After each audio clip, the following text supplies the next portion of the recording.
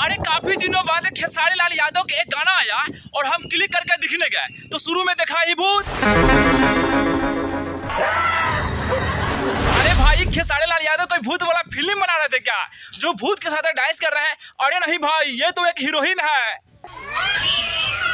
इसीलिए बस इसीलिए भाई अब इतना चाटेंगे ना तो 3 घंटे में 13,000 व्यू आएगा। जैसे कोई चूटी पहाड़ पे चढ़ने का कोशिश ही कर रहा है। क्या बात कर रहे हैं?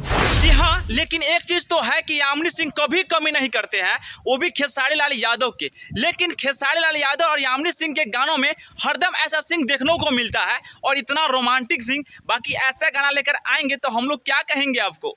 बाकी आप लोग कमेंट कीजिएगा कि इतना मनोरंजन करेंगे आप तो आपका व्यू कैसे भागेगा। बाकायदे बढ़िया से लूंगा। तुम्हें शर्म है कुछ? बहुत कुछ है यार इस गाने में। इसीलिए तो खेसारी के मन खुश करते थे यामिनी सिंह। बाकी खेसारी का परफेक्ट हीरोइन है ना, वो भी है यामिनी सिंह। ये यार आप लोगों का कंफ्यूजन दूर करते हैं कि खेसारी लाल यादव एग्रीमेंट बना था गाना नहीं गाने के लिए, मगर वो गाना तो गा लिए। चलिए वो गा भी लिए तो ये बुलडोजर के साथ गाना क्यों लाए हैं? बाकी यामिनी सिंह और खेसारी का दोनों का विवाद ही चला था ना फिलहाल में।